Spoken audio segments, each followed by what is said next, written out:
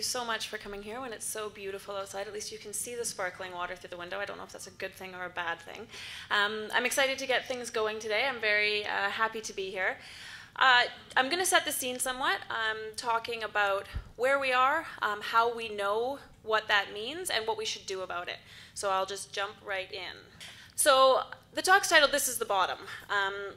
So I want to first point out some of the reasons that we know that this is the bottom, and those are both indicators of how it cannot go any lower and indicators of how it's already starting to find some good support. So in terms of how it can't go any lower, gold is certainly one of the leading markers in the mining sector.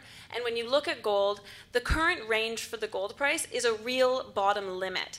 All-in sustaining costs in the industry now average, depending on how you calculate it, around $1,100 per ounce, especially if you include interest that majors have to pay on their debt loads. And so that means if demand exists, the price simply cannot go much lower than that. And demand absolutely does exist. That could be a whole nother 20-minute talk in itself, and I don't have time for that. But there's demand, the gold price can't go much lower, so sideways or up is the only way for gold to go. What's even more exciting, though, is that a rally in the metals market driven only by gold only has a certain longevity. But a rally in the metals market that's driven by multiple commodities has a lot more steam. And there's actually a good list of metals that are moving into constrained supply scenarios. So here's just three. You can see the red bars going down show platinum supply is limited. We've got good forecasts for nickel. Lots of people like to talk about zinc. I think you could also put uranium into that list. Diamonds are well supported. You can argue till you're blue in the face about copper, but I would put copper on that list as well. So the bear market has been so long and so low that it has put a wide range of metals into these constrained supply scenarios. So that means that the coming rally will have broad-based support. Then there's also just the fact that bear markets in the metals cycle are actually incredibly reliable, or consistent, I mean, in terms of how low they go. And the blue line on this chart is the current bear market, and it's gone as low as bear markets go. It's also gone almost as long as any bear market has ever gone. So those are all of the reasons why the market cannot really go much lower than it is right now. Then let's look at some of the signs that we've had lately that support is building. This is the kind of support that we need for things to start going up again. You might be surprised, given the continuing negative talk around gold, that the GDX, so that's the ETF of gold producers, has actually been establishing a pretty consistent upward trend for the last 6 months. That bump that we had with the gold price in the early part of the year makes the trend, obscures the trend slightly, but that's a pretty consistent upward trend. The GDXJ, which is the junior producers version of that ETF, is also showing some good signs. It doesn't have that 6-month upward trend just yet, but if you look at that gray line that's coming down, that is the top trend that has capped prices since 2011, so for this whole long bear market. And you can see in that red circle, the GDXJ has moved up above that top cap line. So those are some of the suggestions that investors are moving in, that support is building, and that's the first step in a turnaround. I think what happened with BitGold in the last few weeks is also heartening for those of us who are interested in the metals sector. I spent an hour at PDAC talking to the CEO of BitGold before, obviously, it launched. I was really intrigued by the idea of a gold-backed financial services platform. I thought it was really cool, but I didn't think that my interest would be shared sort of by the broad market. I love gold, so of course I'm going to be interested in this gold system, right? But then BitGold launched, and it went from a 90-cent IPO to a high of $8 in the space of 8 days or something, going from a $30 million market cap to almost a $300 million market cap. What that says to me, I'm not saying BitGold's going to be worth $300 million going forward, but what it says to me is it's a really good reminder that gold's appeal endures. Despite all the negative talk, despite its price coming down so much in the last few years, gold has an enduring appeal, especially when the financial markets are doing strange things. And we're in a strange financial time. Everything from quantitative easing, bond yields doing strange things, exchange rates, currency wars. It's a pretty strange financial world out there right now. And in a strange financial world, something that has such enduring safe haven appeal starts to shine again. So that was just sort of a reminder. That's what Bitgold reminded me of. And then the most exciting sign to me that this is the bottom and things are starting to move up are the deals that are happening. You walk around on Howe Street, everybody's talking about what they're trying to acquire, who's trying to put together what vehicle to ride the wave when it goes back up.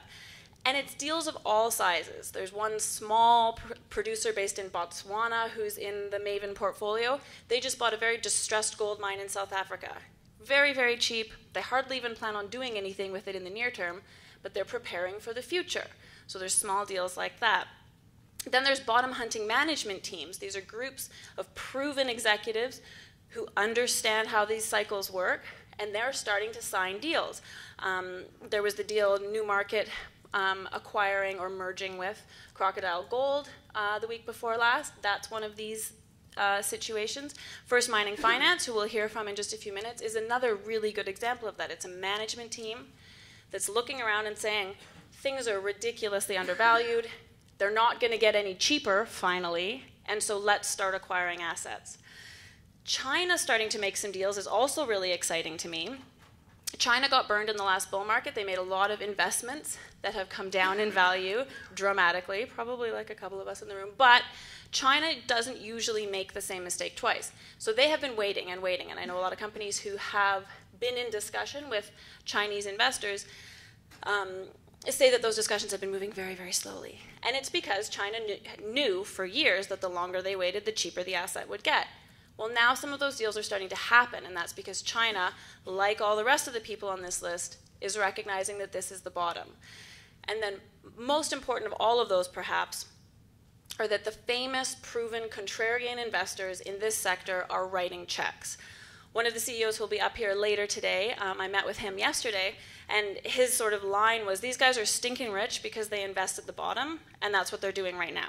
So those things really matter. These are signs of the fact that we can't go any lower, and support is building to go back up. When is it going to happen? Well, I wish I could tell you. That would be great. I know that it will happen. I know that there are certain markers, certain events that would speed up the process of it happening.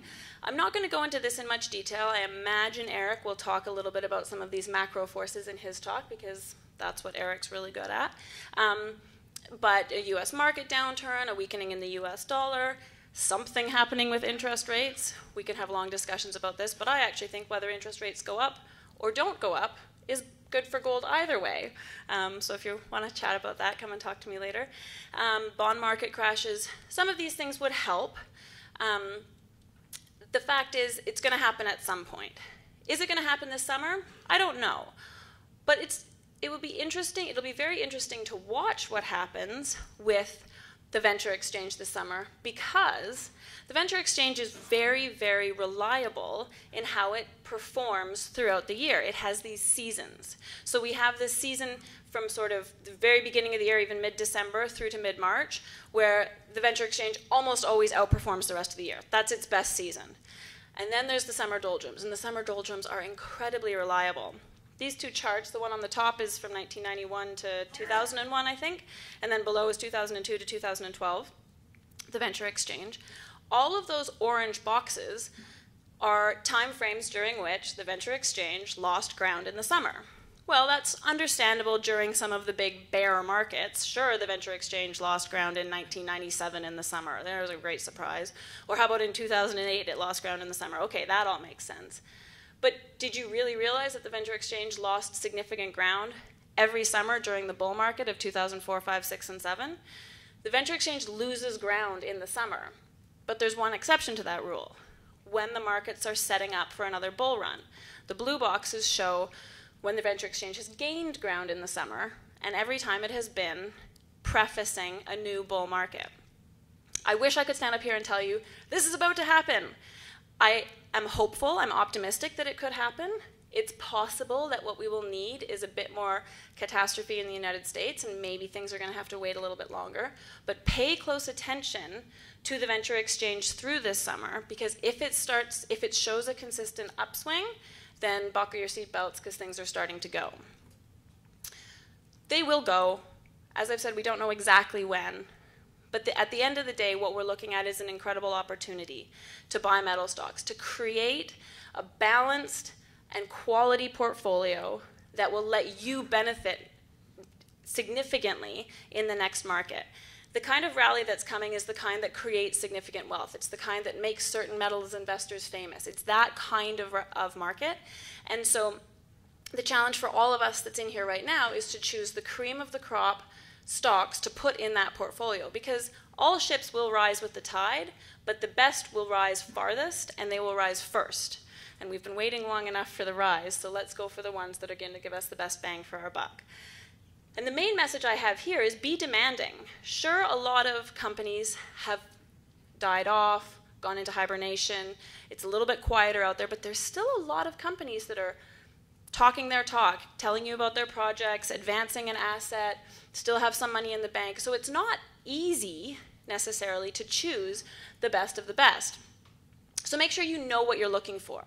For producers, and I start with producers because this kind of investment crowd probably is interested in the speculative exploration stage, because those are really exciting. I love exploration stage, or the thrill of owning a takeout target. That's really exciting. But let's not forget that when major producers are down 60%, that's a pretty good opportunity to add some security to a metals portfolio. Those things kind of don't usually go together that much. But there's an opportunity to put security in your metals portfolio by buying producers. They're incredibly inexpensive now relative to their historic levels. They pay dividends, which we don't get from almost anybody else in the sector, and those dividends will increase as metal prices rise. Just be demanding. They need to be making money at current metal prices. That means gold producers, you want all-in sustaining costs of less than $1,000. If it's more than that, just don't even go there. The debt load needs to be manageable. The anchor that will hold producers down when the metals market starts to move will be debt. And so the ones that have a manageable debt load will rise much more easily than the ones that are being hindered by that debt. They need to have some sort of established pathway to either sustain or perhaps grow production. This bear market has put producers into, clamp down stage. They've sold assets. They've canceled development plans. So some of them really don't have a lot of growth in their future. So make sure you look for producers that have the opportunity to benefit by increased production as the markets start to go. And as I said, dividends are not common in our sector, so choose a producer that will pay you to hold their stock. And like I say, they will pay you more as time goes on. Now, this kind of list is one that most of us in this room will be familiar with. It's the type of thing that you need to look for when you're deciding on an investment in an exploration or development stage company. It's a long list, and you need companies to be able to answer every question on that list. That's why I say be demanding. It's a characteristic of this industry that the stories are interesting. I mean, you can talk to managers of almost any company, and they can tell you a story that's interesting and has potential. But if it doesn't have all of these check marks, it's not worth your dollars, and there are companies out there that do have all of these check marks. You need the geology. You need a jurisdiction where you have security of tenure, you have good fiscal regimes. You need an experienced management team backed by a good technical team. You need cash to continue. We don't know if the market's going to start this summer or in the fall or in the spring, so you need a company that has money that can last until then. Otherwise, they're going to dilute the next requirement on the list, which is a share structure that's tight enough that you actually have some leverage when a takeout bid happens or when a share price rises. The company needs to have a plan. What is the plan going forward? You're not just drilling to drill. What is the next specific goal, and how is that going to add value for shareholders? Do management have skin in the game? I think it's really important that management owns shares in the company, because it needs to be their own vested interests that's there. Then the whole second side of the list is more on the developer end of things, but you need infrastructure, you need the right kind of grade and size that creates a mine that can be engineered and built in a straightforward manner. You need metallurgy that works, and it needs to all be built for a number that's accessible, a cash amount that's accessible in this market. And it needs to be in a place where the locals have some support for the project, or else it won't get built at all. So it's a long list, but be demanding. Okay, so those producers, explorers, developers, I'm generally speaking about stocks to put in your portfolio for when the market moves, and that's a sort of medium, long-term benefit.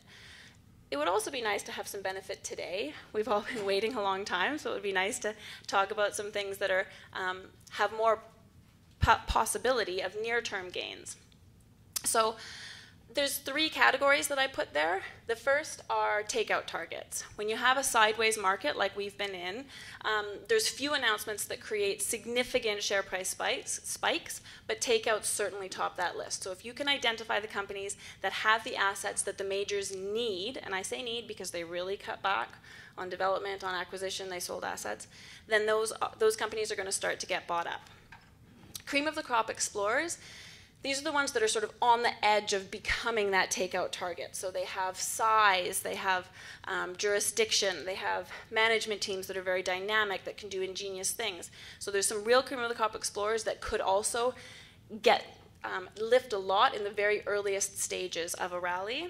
And then there's strategic movers. So there's some companies that definitely took a look around during this bear market and decided that continuing with business as usual wasn't the way to make money. They weren't going to just drill and try and build a project size because, well, the market didn't care about that.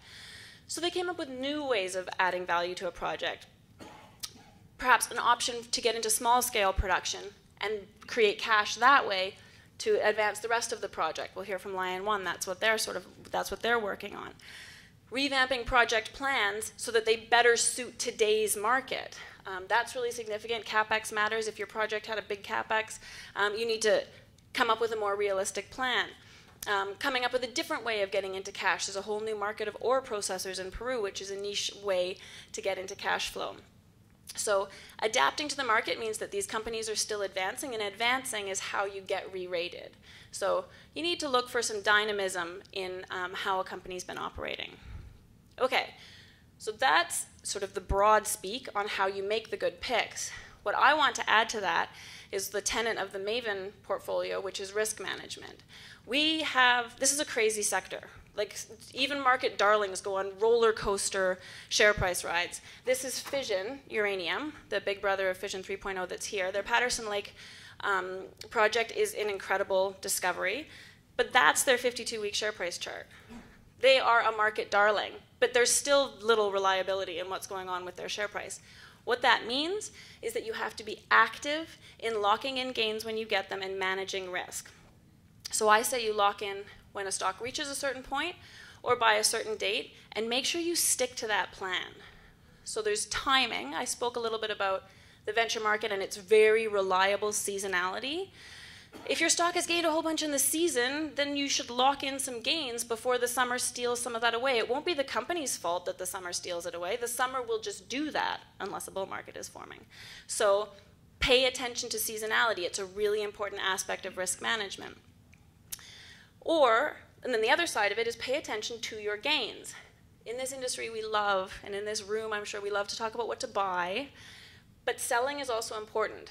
I have recommended partial sells on companies in my portfolio that I still have a huge amount of confidence in, and I'm still very happy to have them in my portfolio, but I have sold some of it to lower my cost base to increase my odds of making money. I'm running a little short on time, so I'm just going to breeze through this quickly, but this is what happened. I recommended some stocks late last year. I didn't expect the gold market to correct as much as it did in February, but that's okay, because the plan had been put in place that by the time certain gain points were reached, we would sell, and that means that we locked in gains. So IAMGold was the best example of that. We gained 45% in 6 weeks. We sold half. Our cost base is now $1.33, and IAMGold hasn't traded below $1.50 in the last decade. So odds of losing money are considerably reduced, and at that cost base, the current gain is 90%. These are some of the other companies where we've sold some. Again, I am still very happy to have every single one of these companies in my portfolio, but I'm not going to lie that I'm happier to have Kaminak in my portfolio at a cost base of 60 cents than at 70 cents, because that's going to improve my odds of gaining. So really pay attention to risk and actively manage it. So Hopefully that's gotten us all excited for the day. There's a bull market coming. I'm preaching to the choir. I don't really need to tell you about how critical metals are to our world, and how just the nature of how the world works, fiscal policies, technology, production issues, politics, they turn this constant need that our world has for metals into a very reliably cyclical sector. So with metals, what goes up comes down, which is tough, but what has spent 4 years coming down will undeniably go back up. And until it does, be demanding, buy only the best, and make sure you manage your risk. So that's what I have to say.